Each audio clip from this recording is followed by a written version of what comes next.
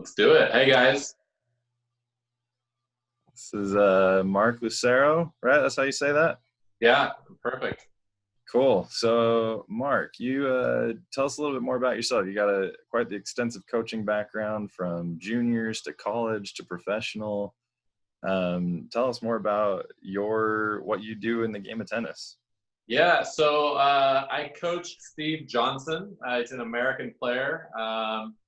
He was a former collegiate player at USC. Anyway, I started working with Steve this year during the off season in December, and we were 3 months in when this pandemic hit. Prior to Steve, I worked for 5 years with a female player named Shelby Rogers.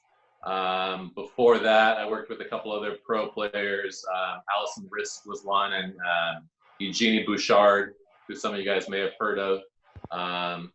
I worked for the USTA, like Coach Smith said. I worked with juniors. I worked with actually kids of all ages, some pro players, and prior to that, I worked in college tennis. So I've been able to sort of be at every single level, and I love the game. I grew up playing. I grew up in San Diego. I tried to escape the game a few times. I played collegiately at Boston College, and I thought I was done with tennis after a year of playing there. A year of playing after graduation. I went to law school actually, and I just hated my first year in school, and I wanted to get back into tennis. And I've haven't looked back. I consider myself really lucky to do something that I love to do. When I'm home in LA, I get to work with a few families who have kids around your guys' age, high school age players, and they're kind of a varying level. Some play tournaments, some play for their JVs team at school. I have the equal amount of fun with whoever is on my court, as long as they want to have fun and want to listen to me. Like, doesn't matter if it's a pro or if it's a total beginner. I just love being around people who want to get better, and to talk to you guys today and to share a little bit of my experiences. I'm really happy, and the game's given me so much. I've had so many great experiences and met so many great people and good friends. I feel very lucky. So I'm happy for you guys to have me today. Thank you so much. Yeah, we're so glad you're here. Thank you. We're excited. So I have a few questions to get things rolling. All you players that are on here, start thinking. I know some of you probably already have questions prepared. But if you don't, start thinking. I'll turn the time over to all of you here in just a few minutes. But we've got a couple of players on here that are pretty new to the game of tennis in general. So I want to start kind of with the beginners that are brand new to the game. Bryn and Sam in particular on this call, they're incoming freshmen, so they're going to be new to the team this fall. What advice do you have to them, to those that are new tennis players? Gosh, that's such a good question. It's funny. So today I hit some tennis balls before I got on this call. It was the second time that I hit since March 8th. And the first time was about a week ago. It was pretty bad. And today was a little bit less bad. But today I had a blast. And it's fun.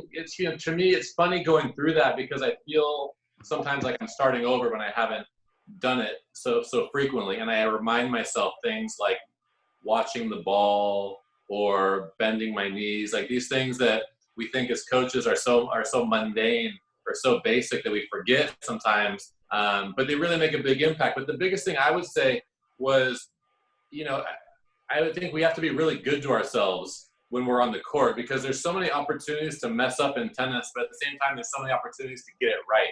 So, I think one coach told me a while ago, he asked me what the most important shot in tennis is. And, I'm like, oh, like the serve, because it starts the point. It's the one you can control. And he said, no. He's like, it's the shot that you're about to hit. So, we have so many chances. If we get bogged down with what just happened, it becomes difficult to focus on what we're about to do. And, one of the cool things about tennis, there's no clock. We can always come back. To me, makes and misses are just sort of a function of practice. But trying to get it right and making that decision to sort of concentrate and focus, I think that's where the improvement, happens. And so if you're someone who's new to the game, I think, make sure you listen to the coaches. I think try to pay attention to what you're doing, but otherwise, like, be really good to yourself and be your number one cheerleader, because I think, if you don't do that, that's what really gets in the way of, getting better. I love that, because I mean, this game we play is so complex, and like you said, there's so many opportunities to make mistakes. But if we stay patient with ourselves, like what you're saying, because there's opportunity, it's always about the next shot. And I like to reference, was it Tara Moore last year, who was down 0-6, 0-5, 30-40, and then came back and won. And her match, it's just like amazing. It's never over in this game until that last point is done. It's never over. It's really easy too for us to make it so complex. When at the end of the day, like, there's a little ball and there's a little net, and like, my dad would say, like, the sky, there's like a mile up the sky, and like, you managed to hit the ball into the 3 feet, like, how do you hit the ball in the net so much? Like, I'm like, yeah, you're right. At the end of the day, like, yeah, it's hitting a little ball over a net, Yep. But yeah, it's I would say, like, be good to yourself and try to, if you make it fun, you're going to get better fast too, I think. Great. So also on this call, on the other end of the spectrum, we have Mona and Trenton, at the very least, and possibly others that haven't told me these goals yet, but Mona and Trenton, who have goals to play at the college level. You having coached at the college level, what advice do you have for them? I think, focusing on continuing to get better. I think there's probably areas of your game that you feel good about. Maybe, there's some weapon that you like. I think continuing to develop those weapons. I think being really good with knowing how you win points. Like, what's my plan A when I go on the court? What's my game style? What's my identity as a player? The best players, I think, at every level are very clear with how they want to play, particularly, knowing their style and then knowing how they can use their style against certain opponents. And I think that makes it really easy when you start playing, bigger matches or in bigger moments, or in environments where you're potentially going to get nervous, or, where you're not as sure of yourself. If okay, I'm down break point, I'm serving. What I do really well is, X, Y, or Z, and this is how I put myself in a position to do that. This is how I put myself in a position to get that inside-out forehand, hitting to the guy's backhand, or whatever it is. Or this is how I get my down-the-line backhand, or this is how I set up whatever shot I want to hit. I think the best players in the world know what they're going to do on big points. And for players that aspire to play at a higher level, I would really encourage them to work with their coach, work with, if it's their parents or whoever helps them with their game, if it's you, Coach Smith, be really clear on how you win points and your identity as a player. I think that really goes a long way. That's great. I think that game plan goes a long way. And I think, especially at the high school level, you see a lot of players that don't have that game plan when they step on the court. They're just there to keep and it's fine. That they're just there to keep the ball in play and do the best they can. But like you said, you got higher goals. You gotta have that plan. And some players who are pretty good can do a lot of things pretty well, but it creates this problem where you don't really know what you want to do on a big point. And then, like, I was someone who was like that. Like, I was a decent player, but I didn't necessarily have a totally simplified way that I could win points, because I could do a few different things. But when it came down to it, I was just choosing from a bunch of different options, and I didn't necessarily know which one was the best for me. And, it took a while to sort of figure it out. Yeah. So as you're preparing for a match, as you're kind of evaluating what you're good at, how do you, or, with your players that you're working with, how do you prepare for a match, both when you know the opponent that you're playing pretty well and when you don't know the opponent?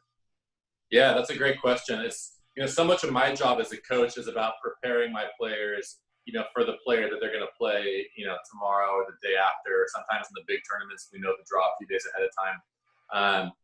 And what I learned as a young coach was that I was delivering too much information, particularly to female players, because I think they're a little bit more, they process the information a little bit differently than sometimes the guys. I was focusing too much as a coach on the opponent and the adjustments that my player needed to make against that opponent, versus literally like hammering home what my player does well, reminding them, and then how to use those strengths against the opponent's weaknesses. I was doing too much like, okay, you're playing, Sarah Arani, like, keep the ball away from her forehand, blah, blah, blah, whatever it is. Or, you were playing,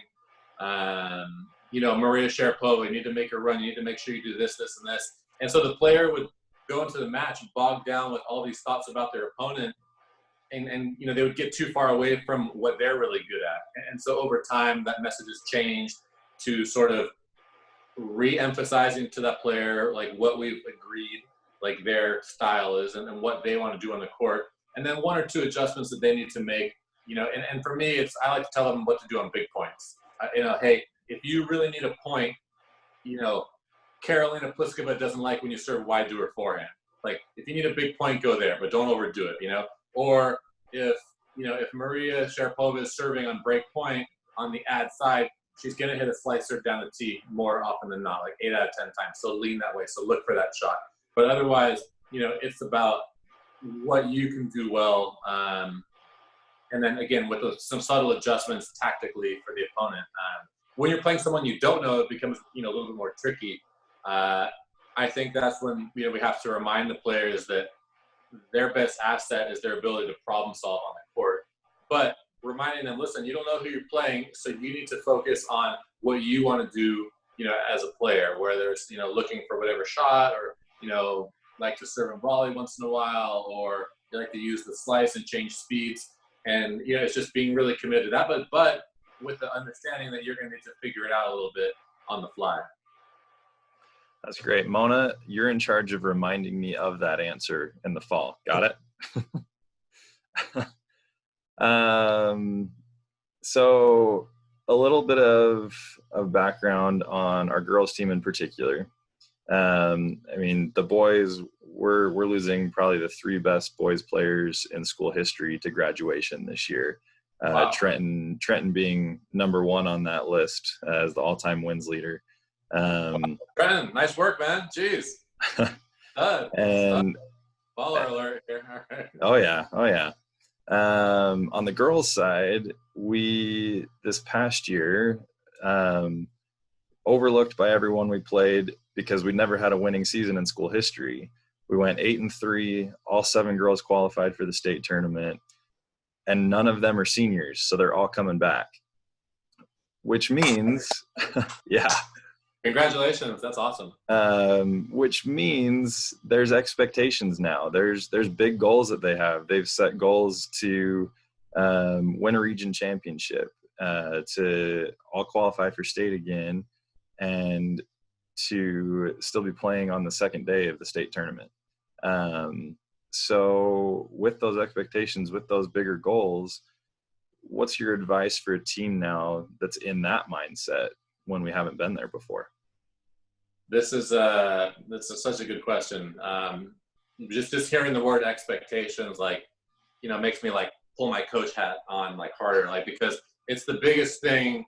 I think it's the biggest thing that players deal with at any level, because once you get into competition, we all have certain standards for ourselves, and if they didn't keep score, we wouldn't really care so much probably. So when you're talking about expectations, I think it's really important, because sometimes we achieve these results that we didn't expect, and then it sets off this chain reaction, what's next? I want to get to the next level, all these different things, which are good and healthy. But if those things get in the way of the things that you need to do in order to reach those goals, then that's a problem. If the result becomes the sole focus, that's a real, it's a real dangerous area. You want to make sure that you guys focus on the process of how you're going to do it. Goals are really important, because that lets me know where we're going. And as a coach, I can sort of devise with the players, I can figure out the roadmap to get there. And then the roadmap for me is, the process stuff. And that's, I think, the most important thing. If we agree that if you do these things along the way on this roadmap, that's how we put ourselves in a really good position to accomplish these goals. And I think that sort of shifts the pressure and away from those expectations. And the players I work with, they want to win the same way that you guys want to win. They're playing on a little bit bigger stage, but it's, you guys all care the same amount, so, these expectations, we never really get away from it. But again, I think focusing on the things that you need to do in order to get there, and understanding that the things that you do along the way, if you check off those boxes, that's what's going to put you in the best position to accomplish those goals at the end of the day. We talk a lot about that, with what I do, we talk a lot about it. That is great advice. That is great advice. We're about to get to work. I don't even know if you players know yet, but we've been given the green light to go back on court starting next week. So we're going to start putting plans together so that we can really get to work. We've been doing some stuff when we've been quarantined. We've been talking every day, but now it's time to really put in the work and get that process underway and check those boxes. So let's do it. That's awesome. I think the thing is too, is figuring out these goals, but understanding too that it's not necessarily like, you don't want to create the situation where if you don't reach those goals, it's a total failure. Like for me, again, like, these players that are playing for their livelihoods, they're playing for their careers, playing for money. Like it's, that stuff's important, but the best results come in situations where it's about getting better. If we create this paradigm where we're really focused on being better tennis players in a month, in 2 months, in 6 months, that's where the good stuff happens. It's about doing the things you need to do to get better. And if you do that over time, we both agree that's where the good results are going to come from. That stuff will take care of itself. Absolutely. Absolutely. I think it goes back a little too to what you're saying at the beginning of the players you like to work with. If they're having fun and they're willing to listen, yeah, like that's success. As competitive as we all are, as much as we want to win, if we got better, we enjoyed ourselves and we put in the work, then that's success right there. So, it's hard, really hard to get to that place where you put the results aside. Like for me, when I watch the matches, like, I can't coach. I'm just sitting there watching, and I'm very, I put a lot of, obviously, like, put my life into this, like the same way we all do. When I go to the match, I try to get myself to a place where I'm not too worried about the result, because I'm happy with the direction the player's going. If I do that, I feel really good about it. But if I go into a match thinking like, we gotta win, I know that the player can pick up on it. The player's probably feeling it, and I don't like that feeling. I don't like the coach that I become when I'm like that. So it takes a lot of work. It's not easy. It's really hard. I hear you. I think it's been interesting having become a coach now, and I feel like I take on everybody's stress. I'm like, I am so much more stressed as a coach than I ever was as a player.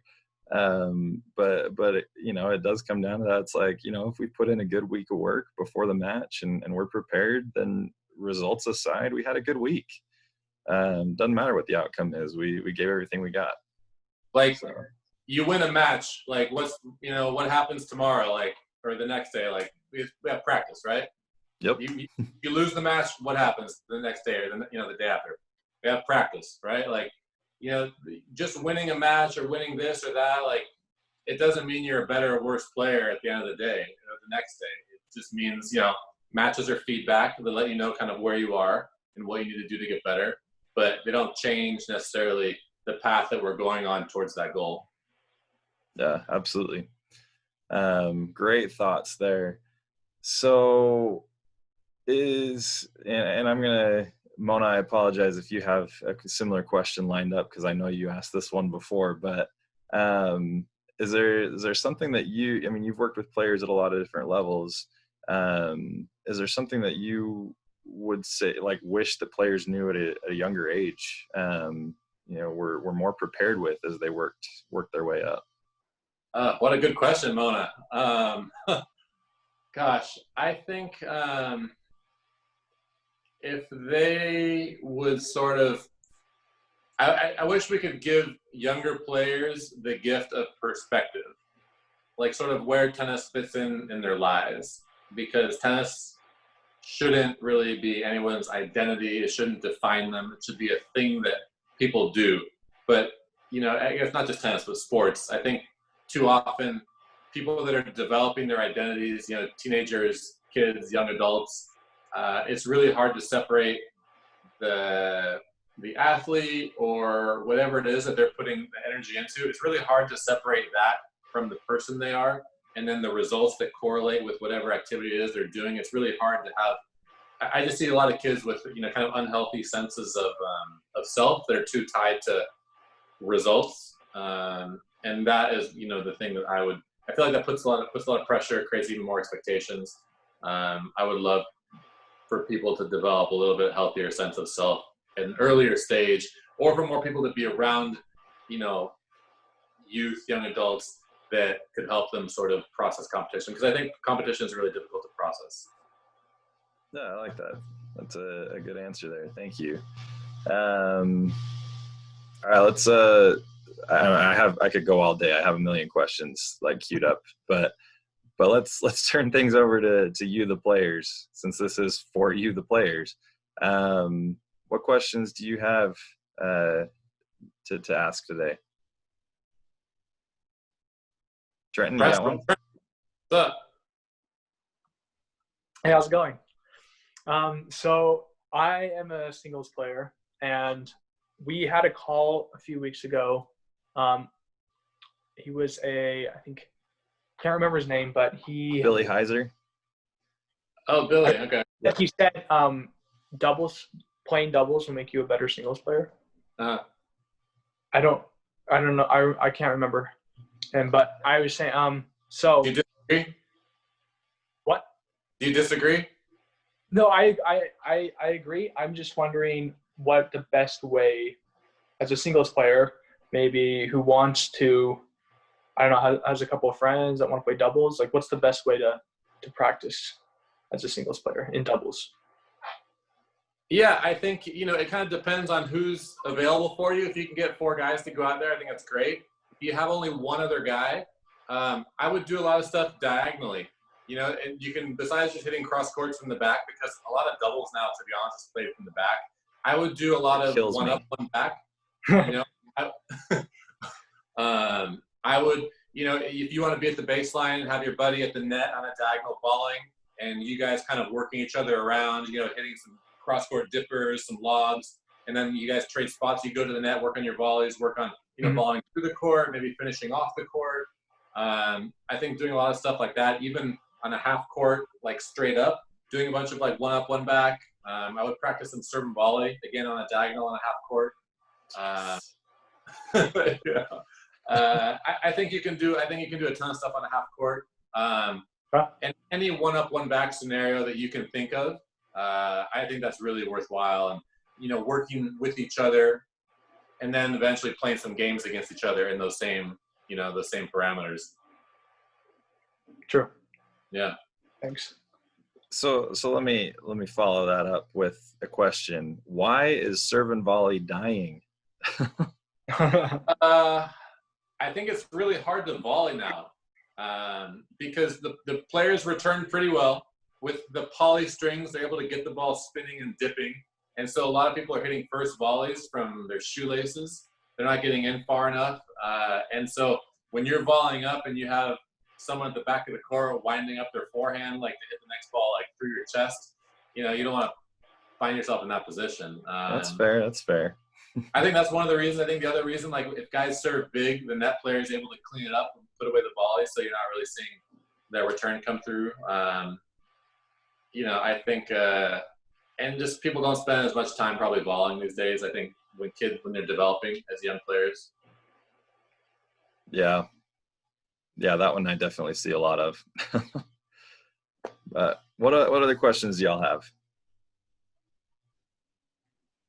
Okay, so when you were talking about the game plan stuff, so I'm a baseline player, and so I like to finish the point at the baseline, and then I know that coach is a net player, so he likes to put it away at a volley. And I was just going to ask you, what your ideal point is. My ideal point for me, or my ideal point for you? For you, like personally. You know, I think it's really hard as coaches because we have this inherent bias towards how we played or towards how we're equipped to play. And it's a challenge sometimes to put that aside and try to see the game through the eyes of the player. Like that becomes really hard. And, you know, coaching so many different players, like I find these scenarios where I'm like, gosh, why did they choose to do that? Because, you know, they should hit the ball there. But, you know, I like to ask questions and ask why they did that. And sometimes it's like not in a bad way, but I legitimately want to know why, because that can help me sort of understand the way their mind works. For me, the ideal point, like I love to see down the line backhands. I think that's one of the most important shots for men and women in today's game, because so many players like to hit inside out forehands. They like to play forehands from the backhand corner. So the down the line backhand keeps them really honest. Like not too many players like to run the forehand corner and hit forehands anymore. I think when they do, those balls come back to the middle. They don't go cross court as much. And then you can get to the net. But I like to see backhands down the line. It's probably my favorite shot in today's game. I think I can hit that, but I don't know if I do. But I try. So I'm gonna ask a question here with Mona in mind. So Mona has all the tools, all the ability in the world to beat me. But she's got, I don't know, I think it's this mental block of like, this is my coach. How do I beat my coach? And maybe there's other players too that all of these kids play where it's like they have all the tools to beat them, but they struggle to beat that player for whatever reason. What advice would you give to kind of overcome that mental hurdle of someone that they haven't beat before, but they have the capability of beating? It's a great question. What I like to talk about is making the match about the ball. It's you and the ball and a nameless, faceless opponent. Like, it's about you going out there and executing the shots that you want to play and playing the ball that's in front of you. And like the person on the other side of the net is irrelevant. It's about you taking advantage of the opportunities in front of you, like hitting the shots that you're trained to hit, hitting the shots that you're equipped to hit, and being, 1% better than someone else. Like, you don't need to be 10% better. You don't need to be 3 times as good. You don't need to be better than everybody in the draw. You need to be a little bit better than whatever's on the other side of the net. And that involves you, the ball, and a nameless, faceless opponent. And again, it's so easy for me to say all these things, not being the one that's on the court. Like, I realize it's really difficult because as a player, you guys are probably calling your own lines. Like, I'm trying to hit the ball in, like listening to my coach who told me, like, don't make this error. And like, of course I do it because that's the only thing in my mind. And my parents are watching or whatever, or friends. It's really hard to play. And meanwhile, like, I'm here like saying, geez, like, how could that happen? Or all you need to do is X, Y, and Z. Like, it's really difficult to play. I have so much respect for people that put themselves inside the lines. And if you have that relationship with, your coach, or as a coach have a relationship with a player that they're going to buy into it a little bit, or they hear the same message over time, then that it's going to kind of come through at some point. It'll get through at some point. And, there's no substitute to time and creating that sort of relationship where there's like the trust that goes both ways, and being a little bit vulnerable as a player, like trying to, saying, okay, you know what, I'm going to like buy into it. I'm going to really try to do that. Like, if you take that leap as a player, like, I guarantee over time it's going to work. It might not work that first time, but over time, if you are brave enough to make that choice to try it, it's going to pay off. Like, I've seen it over and over again. It's really painful when you put yourself out there and you fall a little bit short because you've made yourself vulnerable. And I've been on the other side of some really difficult post-match talks with players, tears, men and women, like, but I've also seen when it works out over time and when the good things happen, and those moments are, those are priceless.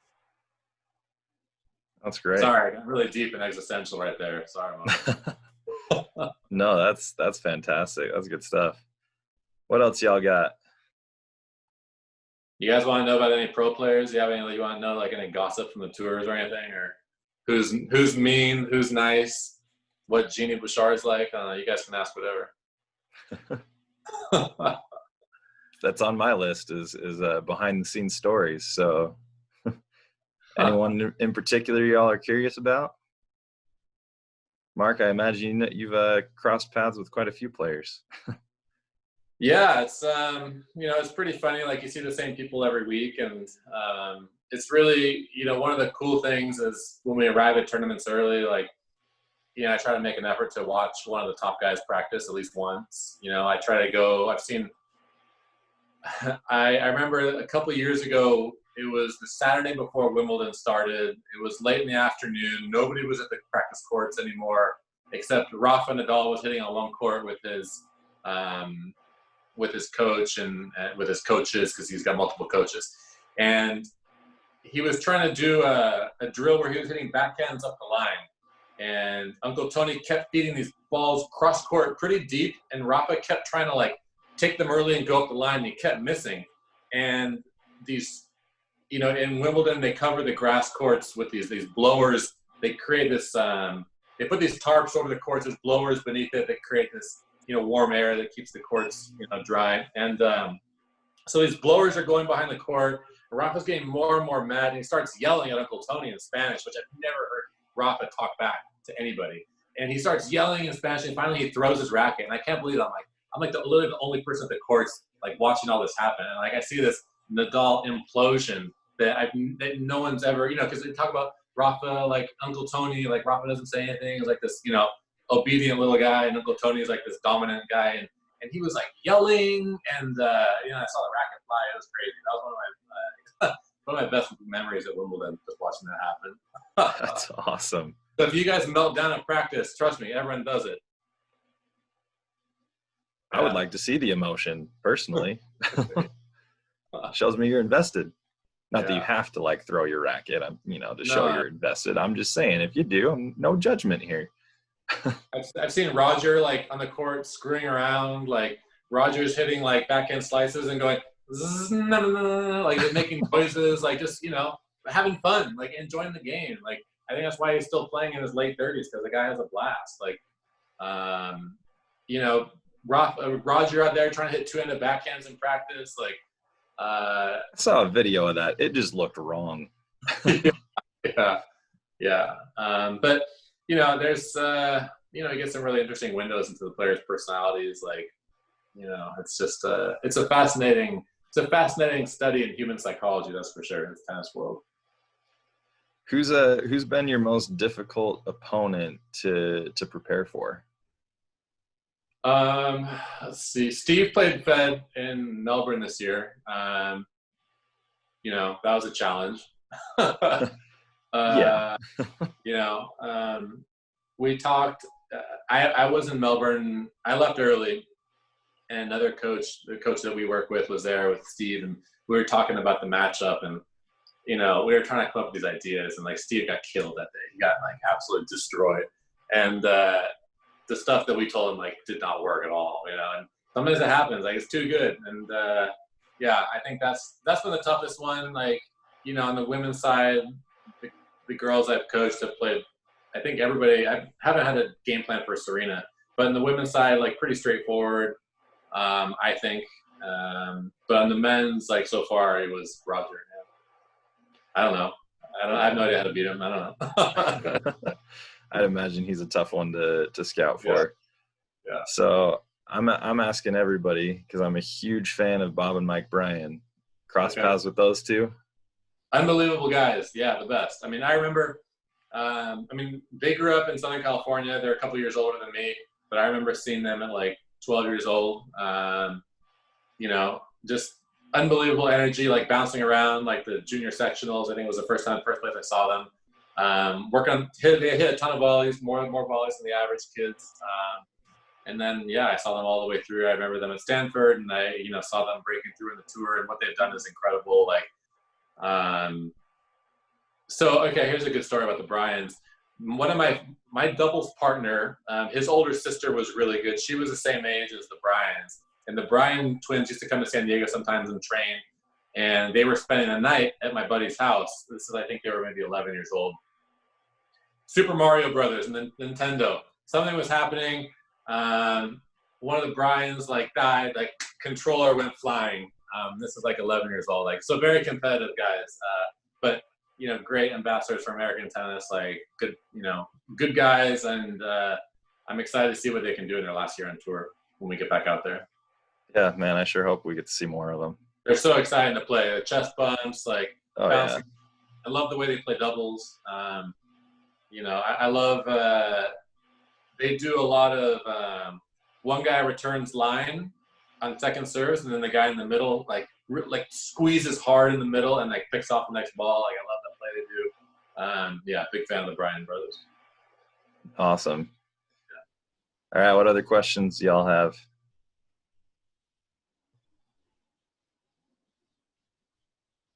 Speak now or forever hold your peace. What do you got, Trenton? Trenton, how would you describe yourself as a player? I don't know. I'm pretty consistent with my forehand ground strokes. I think that's my strong suit. I'm aggressive kind of sometimes. And I'll look for the opportunity to go to the net. Okay. But yeah. Do you guys play at altitude? Is there altitude? Yeah. Yeah. Do you guys play with regular balls or with altitude balls? We're really low budget. We do what's cheap. You do that, yeah. I was curious. Is the ball flies there? It can, yeah. Yeah. All right. It's dry and it's at altitude, so it can go pretty good. So it helps if you can serve. Yeah. Oh. Nice. Yeah. Trenton's got a good serve. I mean, he's a lefty, so he has that going for him too. Nice. But real good all-court player. Yeah, big forehand, like you said. Yeah. And he's just a gamer, man. He just Dude, Trenton doesn't lose. Gotta be. Yep. Mona, tell me about your game.